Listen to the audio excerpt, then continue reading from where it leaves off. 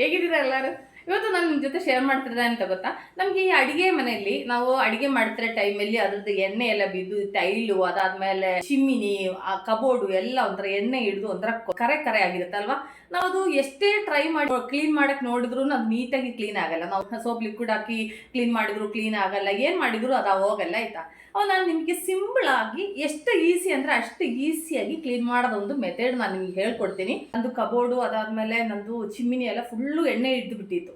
ಅದು ಏನೆಲ್ಲ ಟ್ರೈ ಮಾಡಿದ್ರೂ ಅದು ಕ್ಲೀನ್ ಆಗ್ತಿಲ್ಲ. ನಾನು ಆ್ಯಕ್ಚುಲಿ ಹಾರ್ಡ್ವೇರ್ ಶಾಪಿಗೆ ಹೋಗಿ ತಿನ್ನರ್ ತೊಗೊಂಬಂದು ಅದು ಯೂಸ್ ಮಾಡಿ ನೋಡಿದೆ. ಅದಾದಮೇಲೆ ಏನೆಲ್ಲ ಕೆಮಿಕಲ್ಸ್ ಎಲ್ಲ ಸಿಗುತ್ತೆ ಅದೆಲ್ಲ ಟ್ರೈ ಮಾಡಿ ನೋಡಿದ್ರೂ ಅದು ಕ್ಲೀನ್ ಆಗ್ತಾ ಇಲ್ಲ.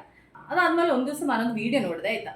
ನಿಜವಾಗ್ಲೂ ಹೇಳ್ಬೇಕಾದ್ರೆ ಈ ವಿಡಿಯೋ ನಾನು ನೋಡೋ ಟೈಮಲ್ಲಿ ಇದಿಷ್ಟು ಈಸಿಯಾಗಿ ಕ್ಲೀನ್ ಆಗುತ್ತೆ ಅಂತ ನನಗೆ ನಂಬಿಕೆನೇ ಇರಲಿಲ್ಲ. ಆದರೂ ಒಂದ್ಸರಿ ಟ್ರೈ ಮಾಡಿ ನೋಡೋಣ ಅಂತ ಹೇಳ್ಬಿಟ್ಟು ನಾನು ಟ್ರೈ ಮಾಡಿದೆ. ಬಟ್ ನಾನು ಟ್ರೈ ಮಾಡಿದರೆ 100% ನನಗೆ ಸಕ್ಸಸ್ ಆಯ್ತಾಯ್ತಾ. ಅದು ನನಗೆ ನೋಡಿ ತುಂಬ ಖುಷಿ ಆಯಿತು. ಅವಾಗ ಇದು ನನ್ನ ಫ್ರೆಂಡ್ಸ್ಗೂ ಒಂದ್ಸರಿ ಶೇರ್ ಮಾಡ್ಕೊಳ್ಳೋಣ, ಯಾಕೆಂದರೆ ನೀವು ಇದೇ ಥರ ಕ್ಲೀನ್ ಆಗದೆ ಕಷ್ಟಪಡೋರಿದ್ರೆ ನಿಮ್ಗೆ ಇದು ಯೂಸ್ಫುಲ್ ಆಗುತ್ತಲ್ಲ ಅಂತ ನಾನು ಈ ವಿಡಿಯೋ ನಿಮ್ಮ ಜೊತೆ ಶೇರ್ ಮಾಡ್ತಿರೋದಾಯ್ತಾ. ಅವಾಗ ಅದು ಏನು ಕ್ಲೀನ್ ಮಾಡೋದು ಅಂತ ನೋಡೋಣ. ಅದಕ್ಕಾಗಿ ಮೇಯ್ನಾಗಿ ಬೇಕಾಗಿರೋದು 2 ಐಟಮ್. ಇದು ಬಂದು ಕಾಸ್ಟಿಕ್ ಸೋಡಾ ಅಂತ ಆಯಿತಾ. ಇದು ಒಂಥರ ಚಿಕ್ಕದು ಕಲ್ಲು ಥರ ಇರ್ತದೆ, ನಿಮಗೆ ಕಾಣಿಸುತ್ತಲ್ಲ, ಒಂಥರ ಉಪ್ಪು ಕಲ್ಲುಪ್ಪು ಬರುತ್ತಲ್ಲ ಅದೇ ಥರ ಇದೆ. ಇದು ಚಿಕ್ಕ ಚಿಕ್ಕ ಪೀಸಾಗಿ ಇರ್ತದೆ. ಇದು ಬಂದು ಕಾಸ್ಟಿಕ್ ಸೋಡಾ ಆಯಿತಾ, ಮರಿಬೇಡ ಇದ್ರದ್ದು ಹೆಸರು. ಅದಾದಮೇಲೆ ಮತ್ತೆ ಬೇಕಾಗಿರೋದು ಒಂದು ಸ್ಪ್ರೇ ಬಾಟ್ಲು. ನೀವು ಈ ಸ್ಪ್ರೇ ಬಾಟ್ಲ್ ತೊಗೊಳ್ಳೋ ಟೈಮಲ್ಲಿ ಸ್ವಲ್ಪ ಗಟ್ಟಿ ಇರೋ ಸ್ಪ್ರೇ ಬಾಟ್ಲ್ ತೊಗೋಬೇಕು. ಯಾಕೆ ಅಂದರೆ ಇದರಲ್ಲಿ ನಾವು ಯೂಸ್ ಮಾಡೋದು ತುಂಬ ಬಿಸಿ ಆದಂಥ ನೀರು ಯೂಸ್ ಮಾಡಬೇಕು, ಒಂಥರ ಕುದೀತಾ ಇರೋ ನೀರು ಹಾಕಬೇಕು. ಇದು ಹೇಗೆ ನಾವು ಯೂಸ್ ಮಾಡೋದು ಅಂದರೆ, ಇದು 1 ಟೀ ಸ್ಪೂನು ಕಾಸ್ಟಿಕ್ ಸೋಡಾ ತೊಗೋಬೇಕು, 1 ಟೀ ಸ್ಪೂನು.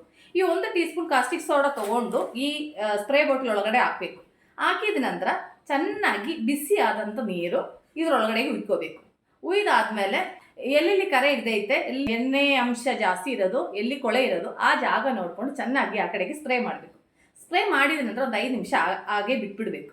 ಅದಾದ ನಂತರ ಸುಮ್ಮನೆ ಒಂದು ಬಟ್ಟೆನಲ್ಲಿ ಒರೆಸ್ಕೊಂಡ್ರೆ ಆಯಿತು. ನಾನು ಅದು ತೋರಿಸ್ತೀನಿ ನಿಮಗೆ, ಯಾವ ಥರ ನಾನು ಮಾಡಿರೋದು ಯಾವ ಥರ ನಾನು ನಿಮಗೆ ತೋರಿಸ್ತೀನಿ, ಆವಾಗ ನಿಮಗೆ ಗೊತ್ತಾಗುತ್ತದೆ. ಮತ್ತು ಇನ್ನೊಂದು ವಿಷಯ ನಿಮಗೆ ಹೇಳೋಕ್ಕೆ ನಾನು ಮರೆತುಬಿಟ್ಟೆ.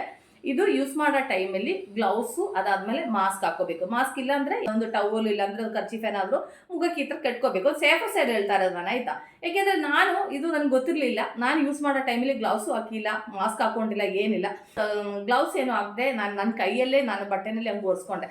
ಅದಾದಮೇಲೆ ಸ್ವಲ್ಪ ಟೈಮ್ ಆದಮೇಲೆ ನನ್ನ ಕೈ ಸ್ವಲ್ಪ ಉರಿ ಆಗ್ತಾ ಇತ್ತು. ಅದಕ್ಕೆ ನನಗೆ ಆ ಥರ ಗೊತ್ತಾಗದೆ ನಾನು ತಪ್ಪು ಮಾಡಿದೆ. ಅದಕ್ಕೆ ನನ್ನ ಫ್ರೆಂಡ್ಸ್ ನಿಮಗೆ ನಾನು ಅದು ಕ್ಲಿಯರಾಗಿ ಹೇಳ್ತಾ ಇರೋದು, ಯಾಕೆಂದರೆ ನಿಮಗೆ ತಪ್ಪಾಗಬಾರ್ದು, ನೀವು ಆ ಥರ ಮಾಡ್ಕೋಬಾರ್ದು ಅಂತ ನನಗೆ ಹೇಳ್ತಾ ಇರೋದು ಆಯಿತಾ. ಕೈಲಿ ಗ್ಲೌಸ್ ಅಂತೂ ಹಾಕ್ಕೊಳ್ಳೇಬೇಕು. ಅದಾದಮೇಲೆ ಮತ್ತೆ ನಾವು ಸ್ಪ್ರೇ ಮಾಡೋ ಟೈಮಲ್ಲಿ ಸ್ವಲ್ಪ ಮುಖ ದೂರ ಇಟ್ಕೊಂಡು ಸ್ಪ್ರೇ ಮಾಡ್ಕೊಳ್ಳಿ, ಅಂದರೆ ಮುಖಕ್ಕೆಲ್ಲ ಬೀಳದೆ. ಅಂದರೆ ಸೇಫರ್ ಸೈಡ್ ನಾನು ಹೇಳ್ತಾ ಇರೋದು. ಮತ್ತು ಮಾಸ್ಕು ಇಲ್ಲಾಂದರೆ ಏನಾದರೂ ಬಟ್ಟೆ ಕಟ್ಕೊಂಡ್ರೆ ಮೂಗೊಳಗಡೆ ಬಾಯಿ ಒಳಗಡೆ ಎಲ್ಲ ಅದ್ರದ್ದು ಸ್ಮೆಲ್ ಹೋಗಲ್ಲ. ಓಕೆ, ಇದು ಕಾಸ್ಟಿಕ್ ಸೋಡಾ ಅಂದರೆ ಸ್ವಲ್ಪ ಕೆಮಿಕಲೇ ಅಲ್ವಾ, ಅದಕ್ಕೆ ಹೇಳ್ತಾ ಇರೋದು. ಮತ್ತು ಇದು ಒಂದು ಸರಿ ನಿಮಗೆ ಯೂಸ್ ಮಾಡೋಕ್ಕೆ 1 ಟೀ ಸ್ಪೂನ್ ಹಾಕ್ಕೊಂಡ್ರೆ ಸಾಕು. ಮತ್ತು ನೀವು ನೀರು ಹಾಕೋದು ಇದ್ರದ್ದು ಇದೇ ಥರ ಒಂದು ಬಾಟ್ಲ್ ತೊಗೊಂಡ್ರೆ ಆ ಬಾಟ್ಲಲ್ಲಿ ಫುಲ್ಲು ನೀರು ಹಾಕ್ಕೊಳ್ಳಿ ಆಯಿತಾ. ಮತ್ತೆ ಕರೆಕ್ಟ್ ಅಳತೆ. ಮತ್ತು ತೊಗೊಳ್ಳೋ ಸ್ಪ್ರೇ ಬಾಟ್ಲ್ ಮಾತ್ರ ಸ್ವಲ್ಪ ಗಟ್ಟಿ ಇರೋದು ತೊಗೊಳ್ಳಿ. ಯಾಕೆಂದರೆ ನಾನಿದೀಗ ನಿಮಗೆ ಸ್ಪ್ರೇ ಬಾಟ್ಲ್ ಬೇಕು ಅಂತ ನಾನು ಇದೊಂದು ಬಾಟ್ಲ್ ನಿಮಗೆ ತೋರಿಸ್ತಾ ಇರೋದು. ನೀವು ತೊಗೊಳ್ಳೋವಾಗ ಸ್ವಲ್ಪ ಗಟ್ಟಿ ಇರೋದು ತೊಗೊಂಡ್ರೆ ಬೇಗ ಮೆಲ್ಟ್ ಆಗಲ್ಲ. ನಾನೇನು ಮಾಡಿದೆ, ಕಾಳಿಂದು ಬಾಟ್ಲ್ ಬರುತ್ತಲ್ಲ, ನಾನು ಅದ್ರದ್ದು ಬಾಟ್ಲಲ್ಲೇ ಬಿಸಿ ನೀರು ಹಾಕ್ಬಿಟ್ಟು ನಾನು ಯೂಸ್ ಮಾಡಿದ್ದು. ಅದು ಯೂಸ್ ಮಾಡಿದ ಮೇಲೆ ನಂದು ಬಾಟ್ಲಿದು ಇದು ತೋರಿಸ್ತೀನಿ ನಿಮಗೆ ಹೇಗೆ ಅಂತ ಆಯಿತಾ. ಅದು ಫುಲ್ ಮೆಲ್ಟ್ ಆಗೋಯ್ತು. ಅದಕ್ಕೆ ನಾನು ನಿಮ್ಗೆ ಹೇಳಿದ್ದು ಸ್ವಲ್ಪ ಗಟ್ಟಿ ಆದಂಥ ಸ್ಪ್ರೇ ಬಾಟ್ಲ್ ತೊಗೊಳ್ಳಿ ಅಂತ ಹೇಳಿರೋದು. ಅವಾಗ ನೀವು ನೋಡ್ಕೊಂಬನ್ನಿ ಹೇಗೆ ಇದು ಕ್ಲೀನ್ ಆಗುತ್ತೋ ಇಲ್ವೋ ಏನೋ ಅಂತ ನಿಮಗೆ ನಂಬಿಕೆ ಬರಬೇಕಲ್ಲ. ಅದಕ್ಕೆ ನೀವು ವಿಡಿಯೋ ನೋಡಿ ಹೇಗೆ ಕ್ಲೀನ್ ಆಗ್ತಾ ಇದೆ ಅಂತ. ಈ ಕಾಸ್ಟಿಕ್ ಸೋಡಾ ಬಂದು ಎಲ್ಲಿ ಸಿಗುತ್ತೆ ಅಂತ ನಿಮ್ಗೆ ಹೇಳಕ್ಕೆ ಮರೆದುಬಿಟ್ಟೆ. ಇದು ಬಂದು ಎಲ್ಲ ಹಾರ್ಡ್ವೇರ್ ಶಾಪಲ್ಲೂ ಸಿಗುತ್ತೆ ಆಯಿತಾ. ಸಪೋಸ್ ನಾನು ಹೇಳಿಲ್ಲ ಅಂದರೆ ಮತ್ತೆ ನೀವು ಮೆಸೇಜ್ ಹಾಕಿ ಹೇಳ್ತೀರಾ ಇದು ಎಲ್ಲಿ ಸಿಗುತ್ತೆ ಅಂತ. ಅದಕ್ಕೆ ನಾನು ಗೊತ್ತಿಲ್ಲದೆ ಇರೋರಿಗೆ ನಾನು ಇದ್ರ ಬಗ್ಗೆ ಹೇಳಿರೋದು. ಎಲ್ಲಿ ಸಿಗುತ್ತೆ ಅಂತ ಗೊತ್ತಿಲ್ಲದೆ ಇರೋರು ಏನಂತ ಮಾಡಲಿ. ಅದಕ್ಕೆ ಈಗ ನೋಡಿ, ನಂದು ಸ್ವಲ್ಪ ಗಲೀಜಾಗಿರೋ ಕಬೋರ್ಡು, ಅದಾದಮೇಲೆ ನಂದು ಚಿಮ್ಮಿನಿ ಮೇಲ್ಗಡೆ ಎಲ್ಲ ನಾನು ತೋರಿಸ್ತೀನಿ. ನೋಡಿ ಎಷ್ಟು ಎಣ್ಣೆ ಹಿಡ್ದೈತೆ ಅಂತ ನೋಡಿ ಸೈಡೆಲ್ಲ ಎಷ್ಟು ಎಣ್ಣೆ ಅಂತ ನೋಡಿ. ಇದೆಲ್ಲ ನಾವು ಚೆನ್ನಾಗಿ ನಮಗೆ ಕ್ಲೀನ್ ಮಾಡ್ಕೊಳ್ಳೋಣ. ಅದಕ್ಕೆ ಮೊದಲು ಏನು ಮಾಡಬೇಕಂದ್ರೆ, ನಾವು ಸ್ಪ್ರೇ ಬಾಟ್ಲಲ್ಲಿ ರೆಡಿ ಮಾಡಿ ಇಟ್ಟಿರೋದಿದೆ ಅಲ್ಲ, ಅದು ಇದರಲ್ಲಿ ಈ ಥರ ಸ್ಪ್ರೇ ಮಾಡ್ಕೋಬೇಕು. ಮಾಡಿ 1-2 ನಿಮಿಷ ಬಿಟ್ಟಾದಮೇಲೆ 2 ನಿಮಿಷ 5 ನಿಮಿಷ ತನಕ ಬಿಟ್ಟಾದಮೇಲೆ ಈ ಥರ ಬಟ್ಟೆನಲ್ಲಿ ಚೆನ್ನಾಗಿ ಒರೆಸ್ಕೋಬೇಕು. ನೋಡಿ ಎಷ್ಟು ನೀಟಾಗಿ ಕ್ಲೀನಾಗಿದೆ ಅಂತ ನೋಡಿ. ಇದು ಬಂದು ಕಬೋರ್ಡ್ ಮೇಲ್ಗಡೆ ಟಾಪ್ ಅಂದರೆ ನಮಗೆ ಅದು ಕೆಳಗಡೆ ನಿಂದ್ರೆ ಕಾಣಲ್ಲ. ಏನಾದರೂ ಲ್ಯಾಡ್ರ್ ಏನಾದರೂ ಇಟ್ಬಿಟ್ಟು ಮೇಲೆ ಹತ್ತಿ ನೋಡಿದ್ರೇ ಈ ಥರ ಗಲೀಜಾಗಿರೋದು ನಮ್ಗೆ ಕಾಣಿಸೋದು ಅಲ್ವಾ. ನಾನೊಂದು ದಿವಸ ಇದು ಈ ಥರ ಮೇಲೆ ಹತ್ಬಿಟ್ಟು ನೋಡೋ ಫುಲ್ಲು ಎಣ್ಣೆ ಹಿಡಿದ್ಬಿಟ್ಟೈತೆ. ನಾನು ಏನು ಮಾಡ್ದು ನನಗೆ ಗೊತ್ತಾಗಿಲ್ಲ. ಅದಕ್ಕೆ ಈ ಒಂದು ಐಡಿಯಾ ಟ್ರೈ ಮಾಡಿರೋದು ಆಯಿತಾ. ನೋಡಿ ಎಷ್ಟು ನೀಟಾಗಿ ಕ್ಲೀನ್ ಆಗ್ತಾ ಇದೆ ಅಂತ ನೋಡಿ. ನಾನು ಸ್ಪ್ರೇ ಮಾಡಿದ ಮೇಲೆ ಒಂದು 5 ನಿಮಿಷ ಹಂಗೆ ಬಿಟ್ಟಿದೆ. ಅದಾದಮೇಲೆ ನಾನು ಒರೆಸ್ತಾ ಇರೋದು ಆಯಿತಾ.